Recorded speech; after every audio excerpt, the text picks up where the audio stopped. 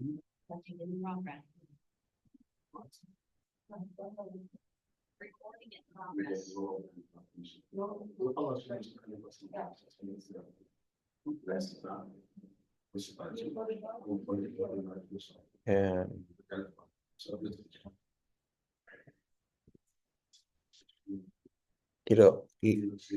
Lo último. ¿Se escucha entonces, no?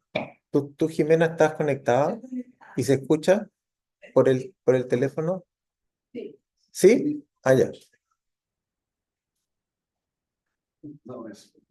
Y se ve también. Ya, se escucha y se ve. Ya.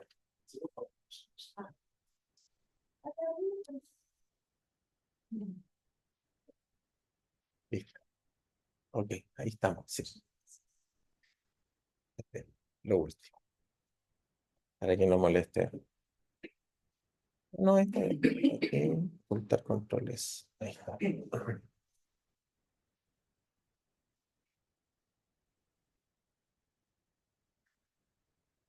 Ya. Muy buenas tardes a todos. Para mí es un gusto presentar a un colega, amigo de muchos años, doctor Rogerio Panizzutti. Él es médico formado en la Universidad Federal de Río de Janeiro. Después hizo un doctorado en química biológica en el mismo lugar que yo. Tenía unos poquitos años más nomás.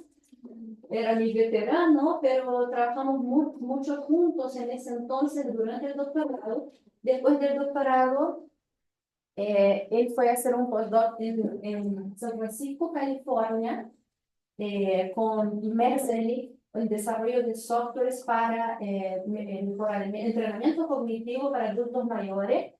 Y posteriormente, él fue a hacer un segundo postdoc en Irlanda, en el Instituto Trinity College de Dublin.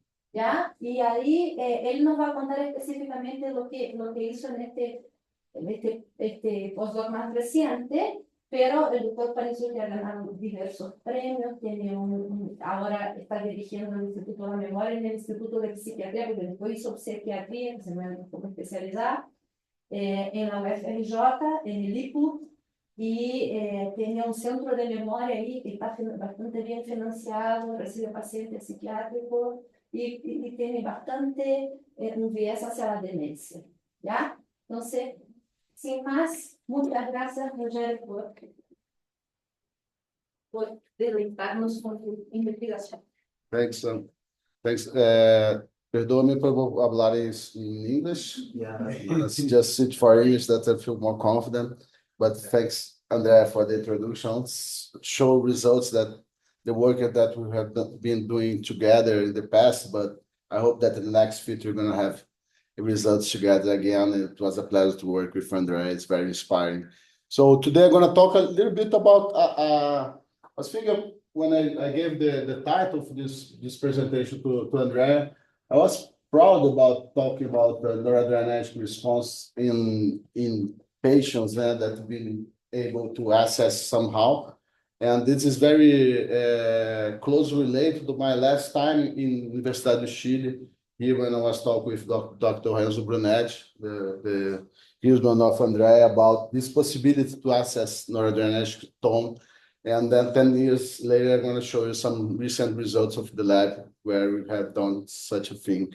And as I was a medical student in the biochemistry department in Rio de Janeiro, I was dreaming about this possibility. I remember that when we were working in vitro, and I was thinking how could assess neurochemistry in vivo, and then I had this opportunity to come here, invited by Andrea to give a talk in a course about aging 10 years ago, and then start to talk about this possibility, and now we're being able to do so, and I'm very glad about that. I have University of Chile as one of my reference as an institution, of course, with my close relation with Andrea.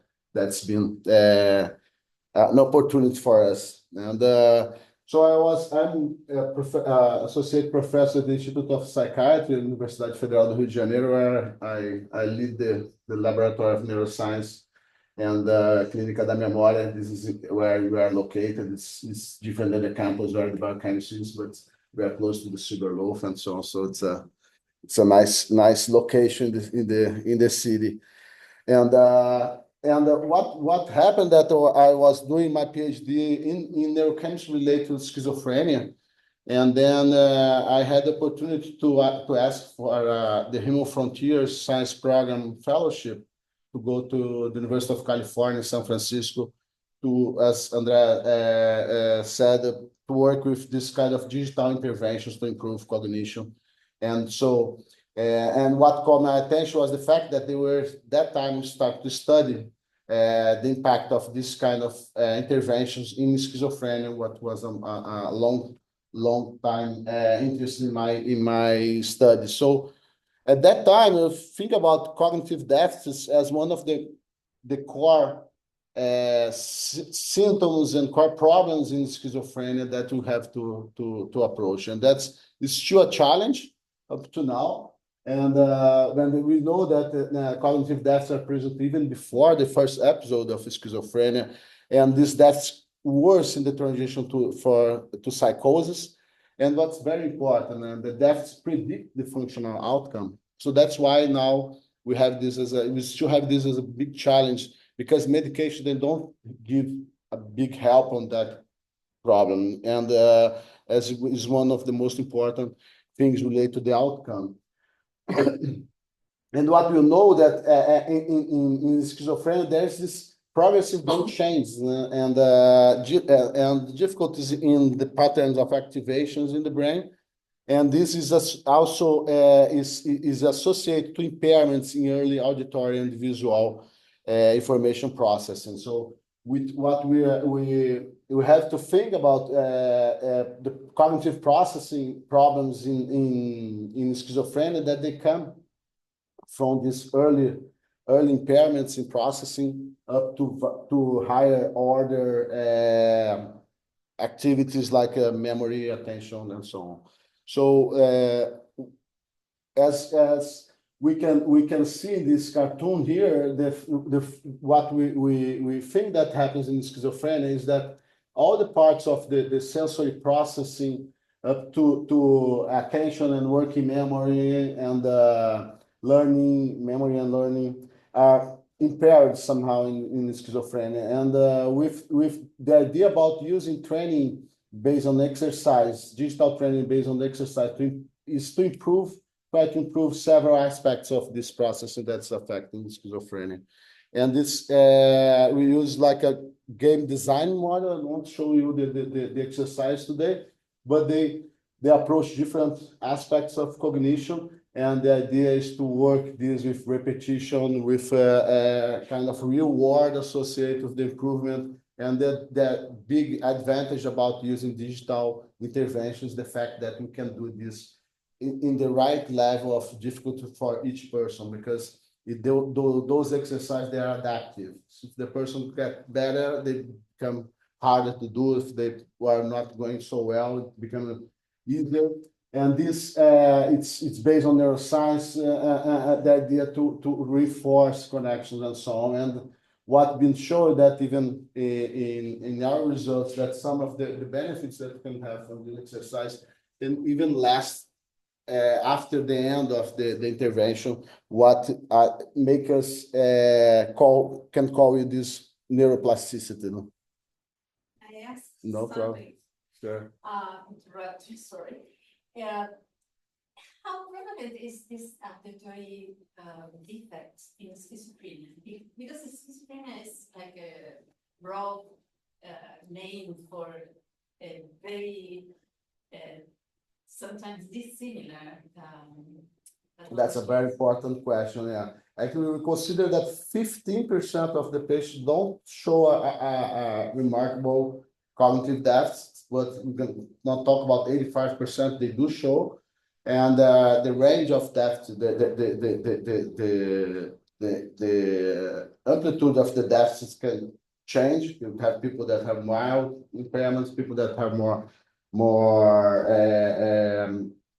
that are more impaired. So it's something that not all the patients. So we have in the history, people that were like important people that had schizophrenia, but also some high ability. So this is something that we do know that happened.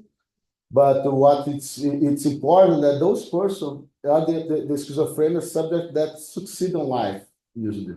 And the problem there that most of the time you cannot do like a rehabilitation for working and so on for people with schizophrenia because of the cognitive deficits. So that's why people are really worried about that.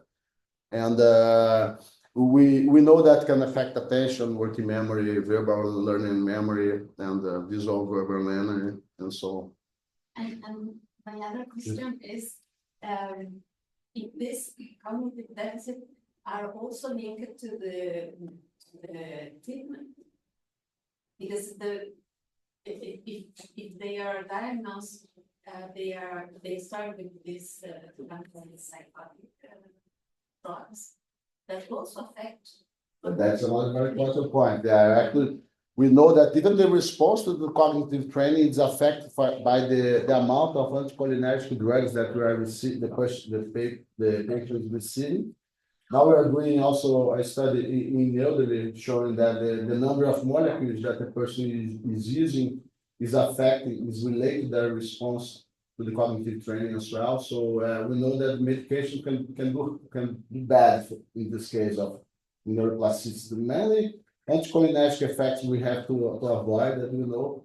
So we're going to show one of the control we are always having a list of the medication doses, so because that's very important. I'm going to show some of the controls have done on this area, but it's a very important point. And the auditory deficits, I assume they are central, not peripheral, or are they? They're central. Both visual and the auditory processing problems are central. We're not talking about peripheral. And specifically located in. It's in the auditory cortex. You can see difference also in the visual cortex and so on. Okay. And also other networks that are affected.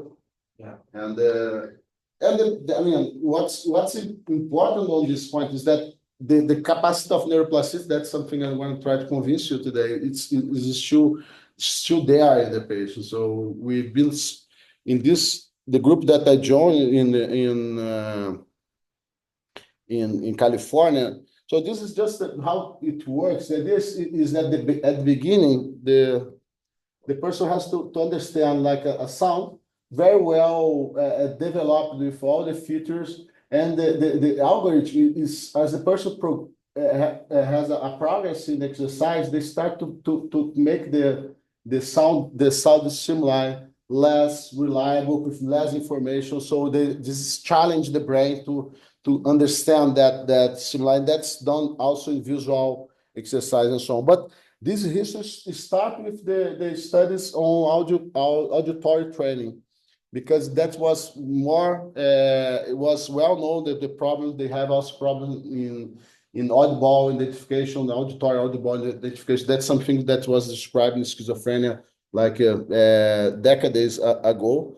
And the idea is to work on from the speed of information processing to the accuracy of information processing up to the like high order cognitive processing, like learning, memory, problem solve, up to the work, the life function and the daily life function. So that's what we are looking for. And then the first results of this study was published a long time ago, that showed for the first time this kind of approach show improvements in verbal learning, memory, and global cognition and speed of processing when we compare the auditory cognitive training. So that was only auditory training against computer games. So the problem, this kind of interventions, we need to have an active control condition in this case. And that's what we still put people to play commercial computer games as a control condition, as an active control condition. And what's interesting, that in this same clinical trial, which I participated, it was also shown that the reality monitoring network which is affecting schizophrenia. It's blunted in schizophrenia. You see that this frontal activation doesn't show up in the brain.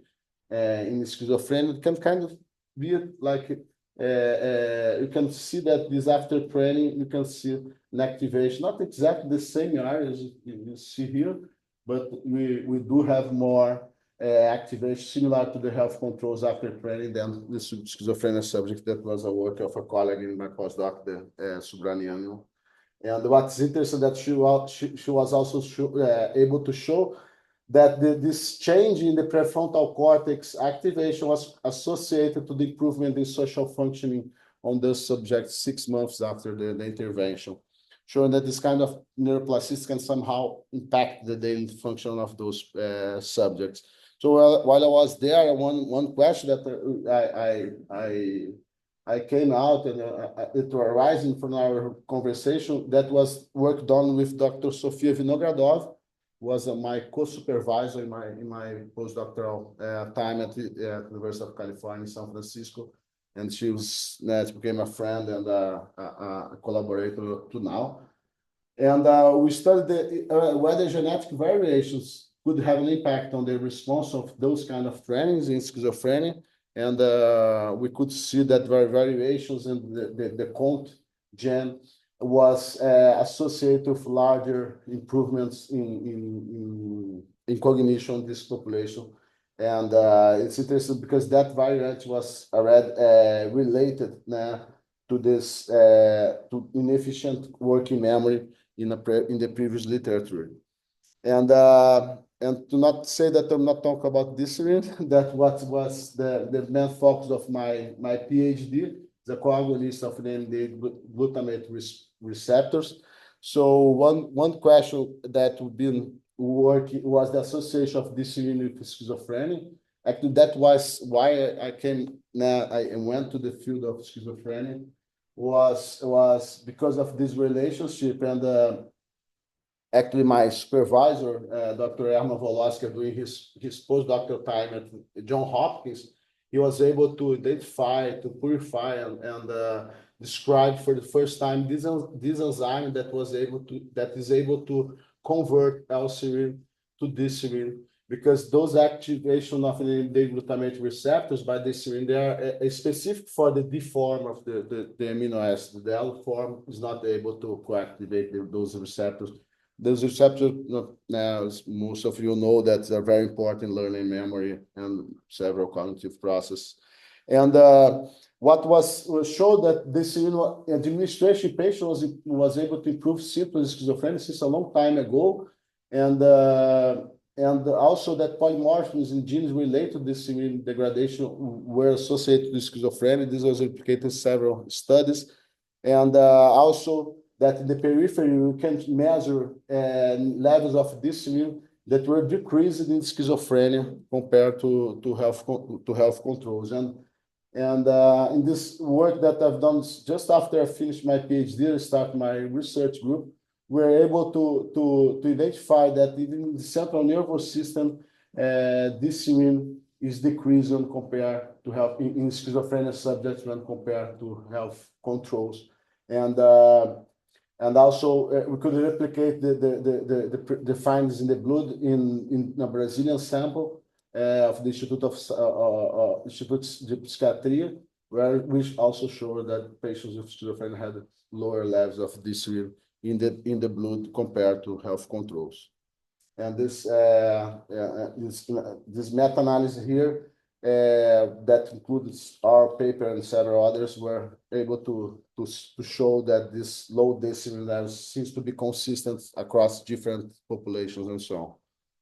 And we've been I actually before going to California, I was doing basic neuroscience studies with animals and cell models as well.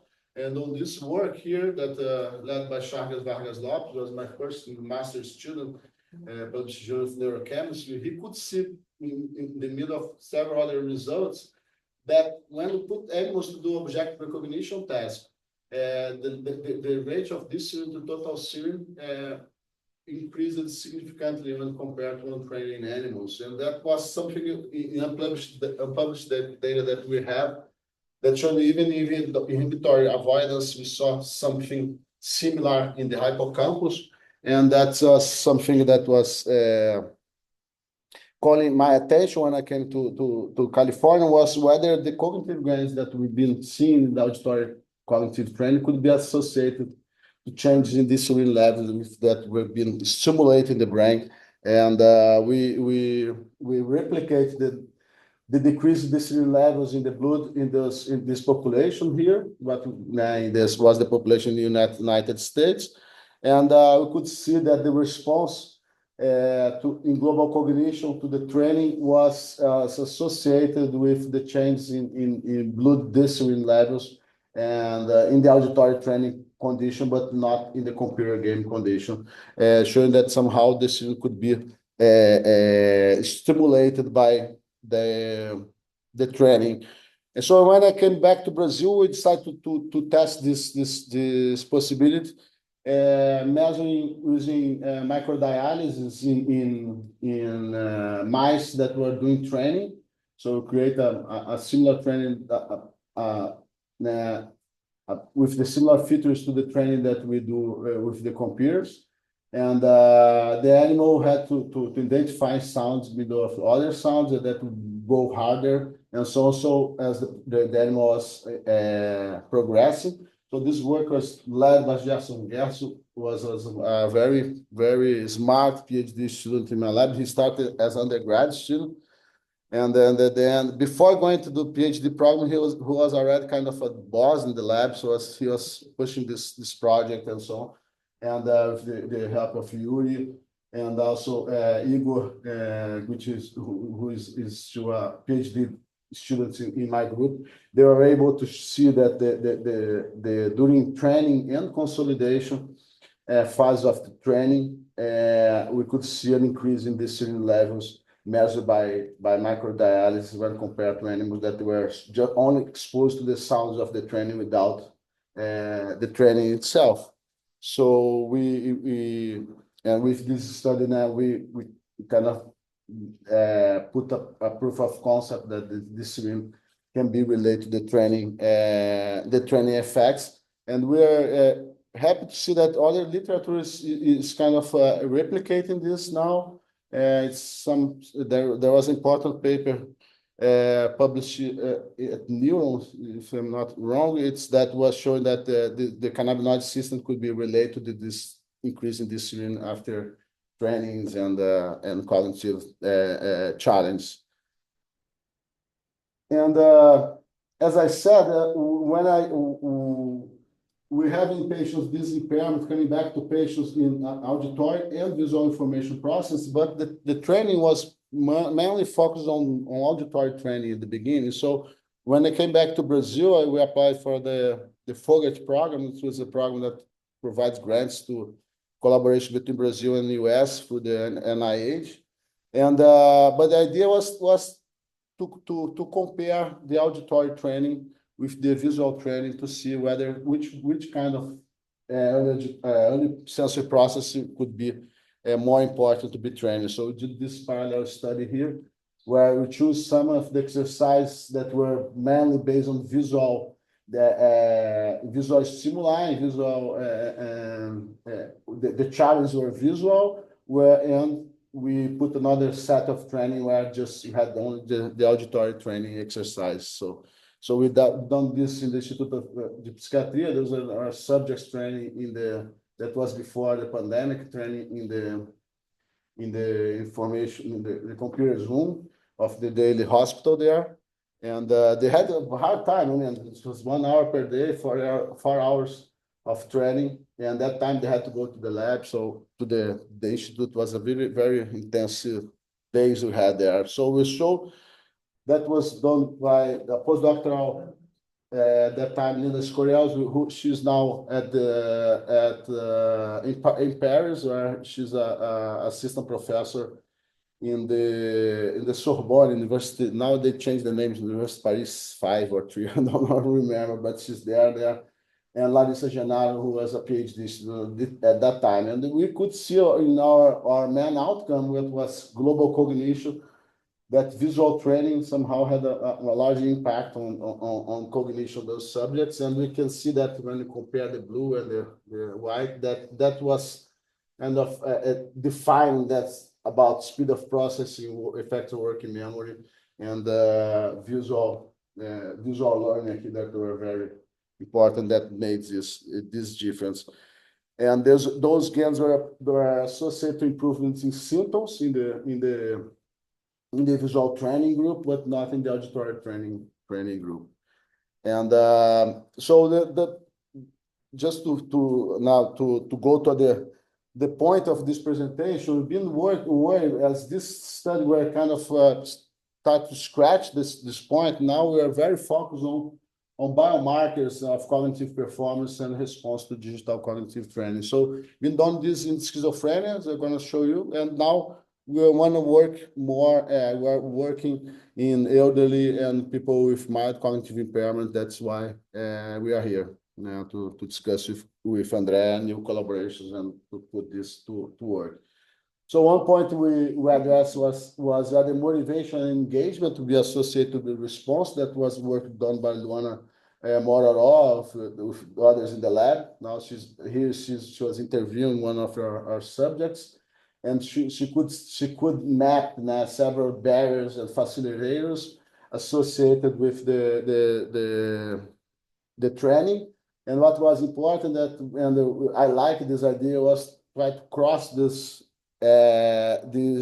qualitative information with quantitative information. So we were able to show that several of the facilitators were associated to the improvements in symptoms. They were associated also to the improvements in attention here, and barriers were related that were cited by the participants were associated also towards improvements in cognition, and also engagement here. We saw that it was very clear that by the scale that you used here, that the facilitator was associated to the quantitative scale. And so that was a good way for us, a starting point for us to map where was critical, because when you talk about interventions that need to be put like 40 hours in their life, like today I got a message from a student that she's in Canada, that they put 35 hours of intervention there in Canada. This kind of intervention is hard to put. So we know that 30% of the subjects, they're not able to follow the program. And so it's about the same as physical exercise if you think about in the same direction. And we've been studying this, and we're going to just pass this quickly. This was a study where we studied the association of toxoplasmosis gondii and schizophrenia, and that was led by a PhD student, Ana Luisa Guimarães, that studied where the previous contact with the T. gondii would be associated with symptoms, what was already shown in the literature, and poor cognitive performance, and it'd be associated with the digital training.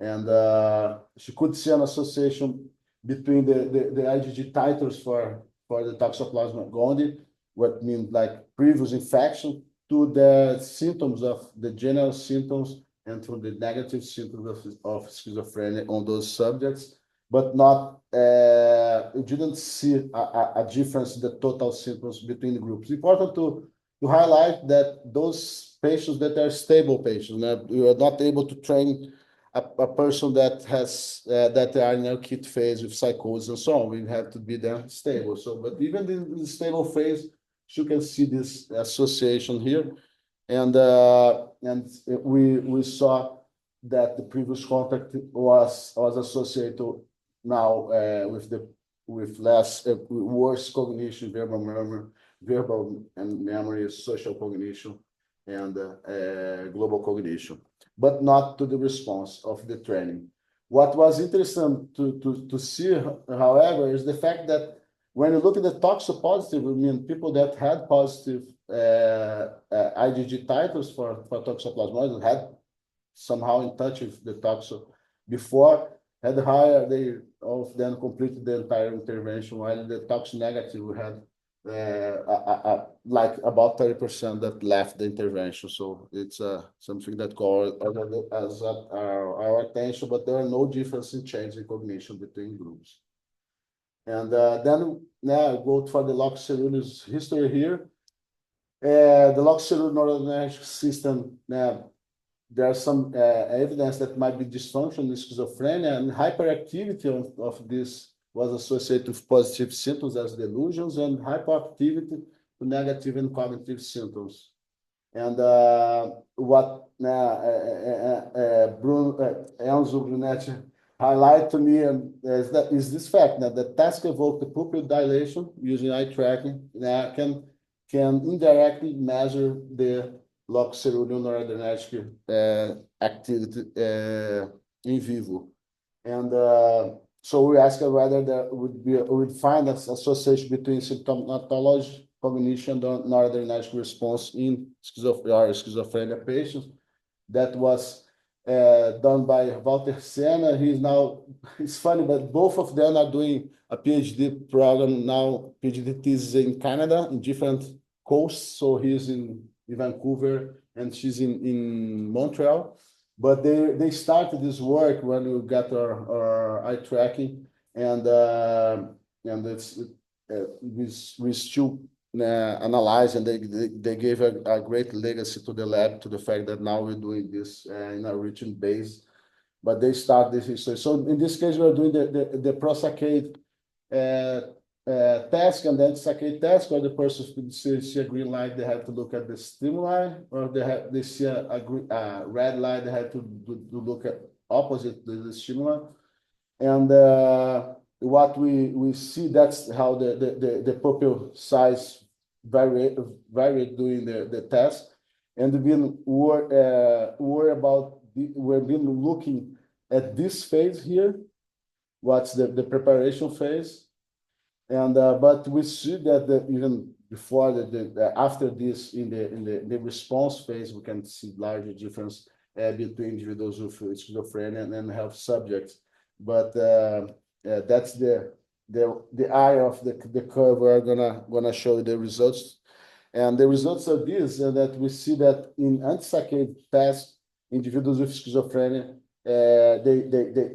they have less change in pupil size in this preparation phase compared to health subjects, and this is associated with their symptoms, but not to their cognition. So that was one of the previous questions, and but also important to the question that the fact that that was not associated, because one question for me is that we're can measure the effect of the drugs that those subjects are taking, but we haven't seen any a significant association between the chlorpromazine equivalents and sorry, and even the benztropine equivalent that were been using as a proxy of the medication and so on. So, do you know if performing the anti-saccade test or part of the test is more annoying for them or more difficult than the yeah, I mean that's a good interesting that I haven't bring the data, the results here, but the saccade error rate was a little bit higher in the schizophrenia subjects, and also is associated with their pupil size change. So it means that when the person is preparing themselves to the test, if they prepare less, they have less activation of the pupil by the noradrenergic response. They have more errors on the test. I also have a more general question regarding this relation between noradrenergic activity and pupil size. Because the pupil size is related, I mean, it's the sympathetic system who opens the pupil. So is it not both doing the yeah, that's a very, very important question, and we've been simulating also to try to measure, but the problem that the time resolution is worse is skin conduction as a way to see the periphery that was kind of stress related Yeah. fact. No? But here we see that in fact, it seems that the subjects, the health subjects, they prepare themselves better than the schizophrenia subjects. And if the schizophrenia subjects were more stressed, you could understand that the change in pupil size will be larger on them. But it actually is lower. We asked whether they were understand the task and so on, so that would be also something that we were worried about. If now working with the people with memory complaints, I'm very worried about this, that the person just forget what they have to do in this kind of task. So we've been really pushing this and doing different analysis, trying to look at multivariate analysis to see whether that's happening. That's something we're doing now, just to understand what can be behind that. And on this case, I mean, I have to say that when I saw this result, I was very, very interested to see this difference. It's very clear, no? And this is associated to cognition, even to some subject to the response to training. But the literature, I mean, they don't accept this. This is because that can be influenced by the position of the stimuli. So we have to work only on this part of the preparation part. We tried to put this on the paper, but that was rejected. And I said to my students, forget, but don't have to fight with the literature, and that was what we published. And also we done visual search task, where I had two tasks. One that was that the person has to find just one feature. So the target was different than the distractor, was the feature search task. And the other one was conjunction, where the task, the target should be different and than the distractors in terms of not only of the direction, but also in terms of the intensity of the stimulant in relation to the distractor. So here are the pathfinder. So you see that in the feature, there's no difference between individual schizophrenia and health controls, but when you see the conjunction search task, when you have like higher number of distractors, you see that the subject with schizophrenia has hard time to find the targets, and it is quantified here in terms of reaction time, fixation count, and we see that the patients in the conjunction search task, they are doing worse in terms of reaction time and more fixation counts. And this is not related to the fixation duration. It's really showed to be unchanged between the two groups.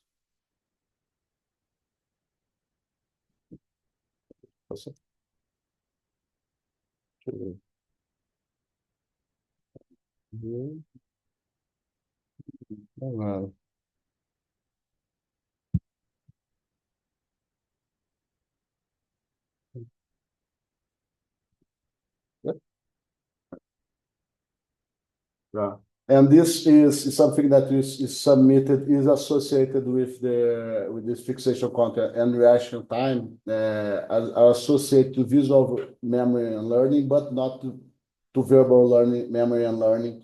And as you can see here and here.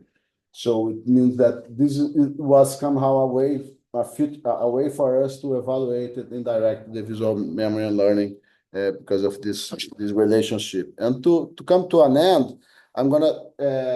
So that was one of the another study that we're finishing now.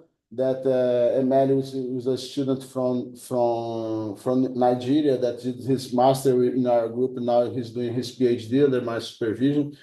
He worked at the role of the visual span, which is shown to be narrow in schizophrenia, and we could see that the distance from targets to find the targets, the distance it's larger in health controls when compared to schizophrenia, where it shows that schizophrenia somehow they have this narrow visual span, which makes more difficult for them to find the targets.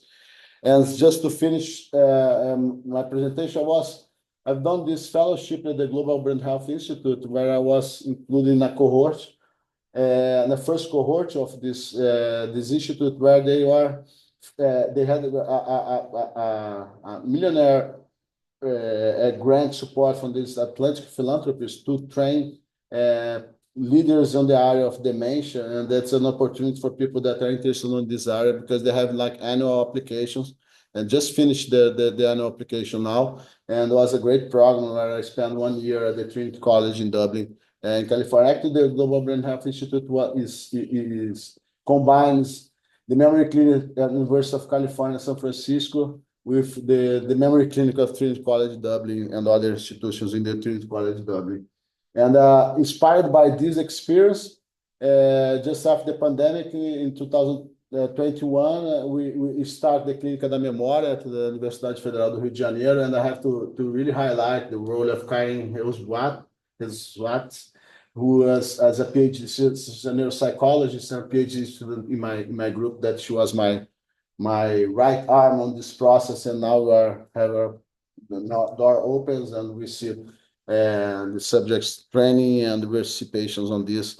And then it's interesting that something that what people are always talking about, how age would affect this noradrenergic tone response, and she just came out with the data that combined some of our patients showing that there's not now the R is not so high, and is a low association, but it seems to be significant on the change in pupil size with aging, showing that people with aging can be decreasing this noradrenergic tone, and something we're going to be investigating in the next future. So just to summarize, now we see that digital cognitive training may benefit patients with schizophrenia. We saw this association between the increase in the serine with the gains in cognition after training, and the association of the toxoplasmosis, previous infection of poor cognition, but better adherence to the training. And then this dysregulated neurodynamic response associated to symptoms of schizophrenia, and as we are starting to ask now, to age-related cognitive decline. And that's, as you said, now this is Chuck Finney, the guy that gave the money to the Global Brain Health Institute. Actually, he did a donation in life in the 90s, 1992. He gave all his billionaire money to these Atlantic philanthropies, and he started this process for the giving life, and then what he say. Now he passed away last year. It was a bit sad for our community, but at the end, it's all about people, and I'm really glad to work with this. Now, this is an old picture, but with this very motivated students in Brazil, and some of them even coming from abroad, as we have Emily today with us. And this is our grants, and this is our very active nowadays Instagram of the lab. Thanks very much for your attention.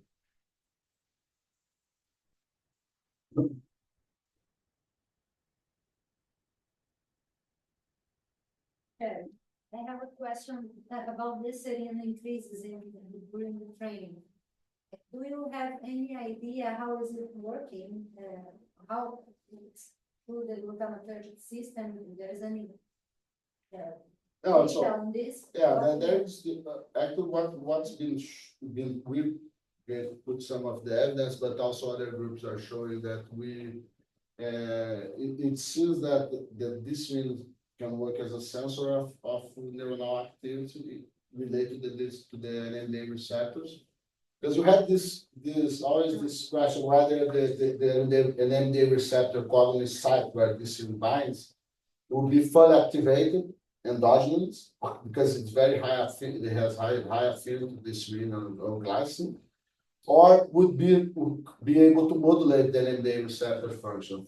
Nowadays, the concept is that it's a modulator, not so fast as the glutamate, which been released and reuptake and so on. So this seems to work, and that's what's Hammer discussed in several of the recent reviews being discussed together. He was in Bush with us last couple of months ago. Is that the idea that this could be more like because you have Gaia participate in the control of their availability, their extracellular availability together with the neurons, and so that could be a modulator, slower modulator somehow. You know that and then when we get more activity, if that we don't know the trigger. People are talk about cannabidiol system as being a trigger to identify that now we need to have more addition or less to support that activity, that eliminate receptor activity that's increased by the activity itself, the neuronal activity. So that's how it's measured already. yeah, because when you look at the literature, some people like we do were working in this field, we didn't measure glutamate. We haven't seen glutamate change on that. That's an important question because when you look at the microdialysis, we haven't seen change in glutamate itself because glutamate is very well regulated, and with our time resolution in microdialysis, 30 minutes because you collect at each 30 minutes. So won't able to see any change in glutamate, but in this one, so that's is in line of this idea of IMRs is something that's more slower and so on. So as I understood, the mice experiments or rat experiments were done with wild type rats. with what? Wild type. Wild type, yes. Yeah. So that suggests that it's a kind of normal thing that when you learn, you get more dexterity. So how do you compare the normal people, not schizophrenic, with the schizophrenia increasing in this region? Yeah, that's it's an important point. But we've done studies on that with elderly. That was actually our first clinical intervention study. We done this many years ago. Before going to California, we started this study. We published 2 papers on that. As the work of Marcus, a previous master student in my lab. That we could see some improvements in problem resolution, problem solving in elderly, giving this really orally for them, and just some couple of years later, some other groups in Israel show improvements even in health young adults. What caught our attention because we could see that this rate seems to decrease with aging. So it's something that we put in some of our papers to show that there's this association that will replicate for other groups. So that's why we decided to work on elderly. But then they show even in young people that could be somehow a way to increase the cognition, say. And also there was evidence that if you decrease the activity of the enzyme that is able to degrade this ring, that could be also could give some improvements in cognition. There is a group that try also training, giving this together with training. They saw some difference between the groups that received this compared to the group that didn't receive the discipline. That was a study that we thought about doing, but they have done before in the US.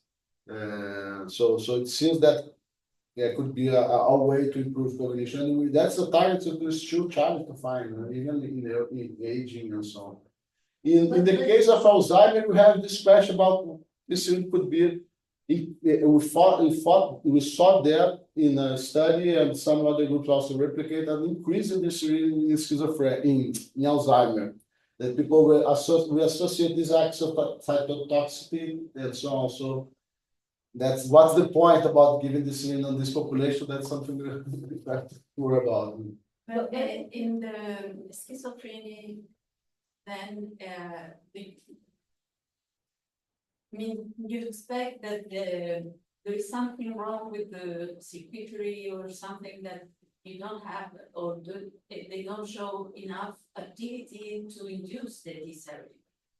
So when you do the training, you get the increased dysphoria, but the mechanisms to increase dysphoria are okay. I mean, they are normal, but the basic function is not, is decreased in some. Yeah, and then we can think about blood engagement also, because it was really hard to put those subjects, because schizophrenia subjects don't do anything, and most of the time they spend the whole day watching TV. That's the reality of most schizophrenia subjects, unfortunately. So So it was really hard for us to push them again. And we saw those engagement study where we saw that there was a challenge for several of them, that they had less improvements and so on. So the question was how engage those that machinery that seems to be still working somehow, and that's the I always compare, and it's funny because when I was in California, I was working with this Etienne Zidane, who's a neurologist interested in aging. At that time, I was interested in schizophrenia. And then we were discussing about the same things because there's a similarity between what happens in aging and what happens early in schizophrenia. Probably not by coincidence. Schizophrenia first name was dementia precoce. So it's we see several features that are similar between the two conditions. But the good news is that the fact that still that the machinery that's still working there is able to be recruited. And I was talking with Ana today. I asked her for Ana Pellegrino for a picture from her recent picture put in the presentation. She was talking. She was telling me that they just about to publish a paper showing that with aging, the cholinergic activities is decreasing. They could improve this with training there in Canada, and they are in the Montreal Neurological Institute. There's a famous institute of neuroscience located at the McGill University there. So several of our students have been there, and I hope to come there to spend some time with this nice colleague. But what seems that you see that the different systems are affected by aging, but somehow we can kind of rescue this. For me, this is good news. But and that we always think about also the cascade, because if there's some results, I'm sure you in the work in aging, but that show that cognitive training could decrease the incidence of dementia 10 years later. That was a study that was done with like almost 3,000 people in the US. Now they had a 10 years follow-up, and they had 30% less dementia, this group, compared to the group that did like memory, how called this, oficina de memórias with paper and pencil, and this kind of traditional cognitive rehabilitation. They could see that, but I don't think that there was the training itself direct that did so. But probably this person, when they had the training, they probably felt more confident about their cognition and so on. Then they kind of took a trajectory that was more stimulating in the daily life that could help him to not have dementia 10 years later. So that we can kind of empower the people somehow to have more like social life or to be more empowered to. And when you talk with some subjects, we get some funny histories related to that. Even in the US, I remember talking with one guy, that woman came to me and said, our sexual life is way better now than before he was training. So we see that things can be like a cascade of good things when training, like the same as with good training. To do physical training is the same, that if you feel better physically, I can do and travel more confident. I can visit my friends now, more mobility and so on. Yeah. Well, thanks for the question. So how long the effects of training are for the improved cognition? Do they have to keep going to the clinic and to? Yeah, what we see that some of the benefits they can last, some not. But it's a short challenge. What we have said nowadays, we have more hundreds of people, patients with schizophrenia and older adults have been training in our lab, and so many of them come to us later. So, I want to train again. I felt some improvement now. I want to train again, but I mean they felt that they had improvement that, but somehow they are feeling that they're missing this improvement. They want to do more. So it's probably like physical exercise. Sometimes you can spend some time without training, but I feel that won't be like a just one-time solution. But of course, when you do training this kind of condition, like a clinical trial and so on, we have to be very intense. But I believe that would be helpful also to the people that train a little bit less, but to maintain again. But the concept is that it's something you can measure later and see that because that otherwise you won't call this neuroplasticity, but 3D is similar to have the change doesn't mean plasticity. To have the without the stimuli to have the change. So that's something that's been shown. And we are just publishing paper showing that the effects on attention last 5 months in our clinical study in Rio de Janeiro. I have a question in terms of inclusion and exclusion criteria. Did you use something in terms of adherence and functionality of the patients? That's a very important point. I should have put this as said this as a limitation of all these kind of studies. The fact that we are kind of selecting a population. It's a selected population that are able to go in the internet or just to see how things can change. I mean, before this work in schizophrenia was done before the pandemic.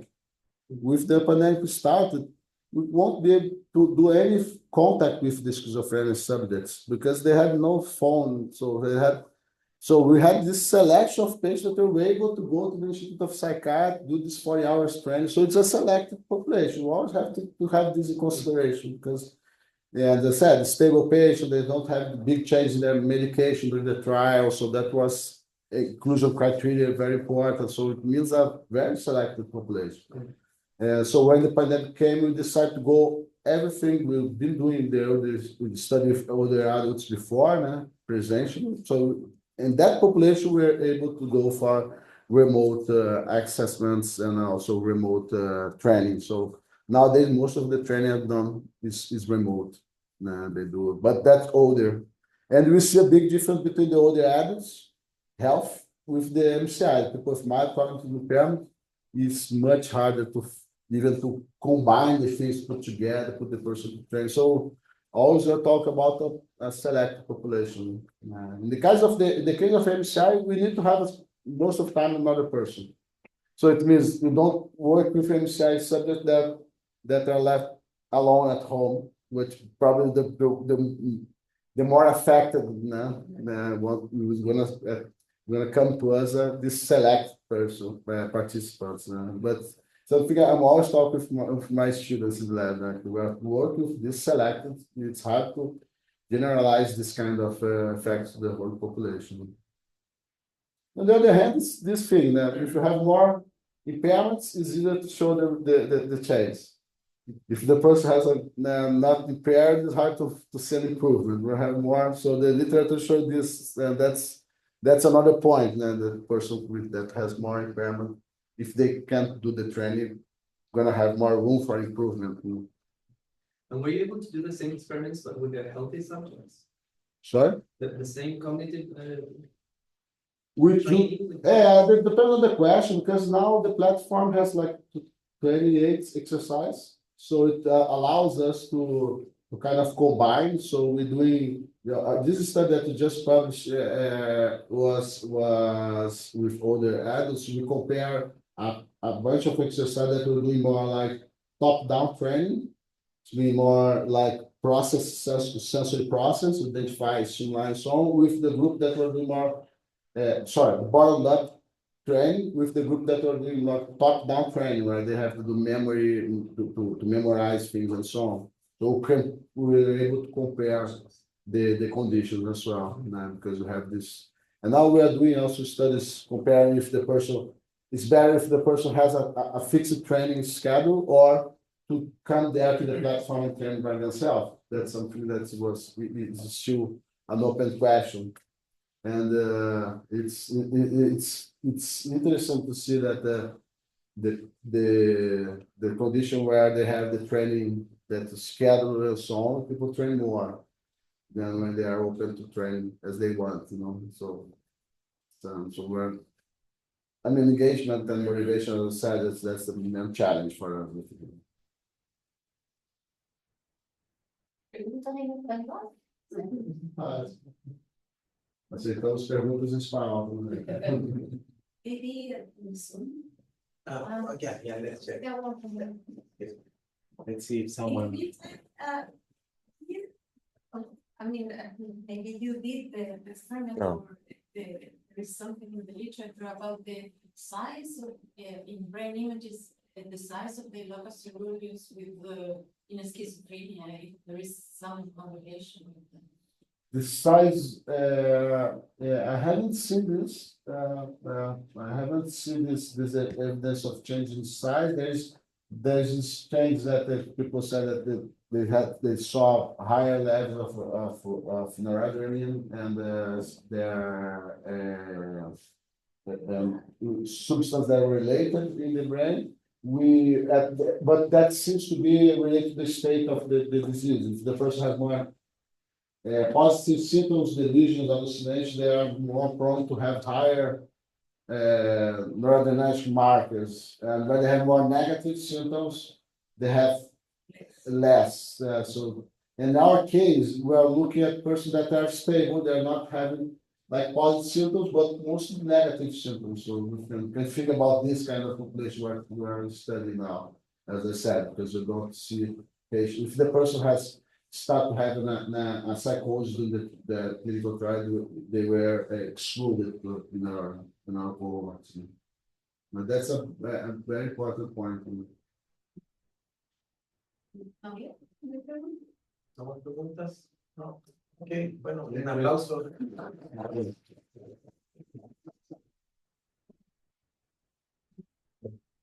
Café y galletas. Fuera. Okay. Eu tô computando, né? So, would you like, I'm going to stop the recording. Yes.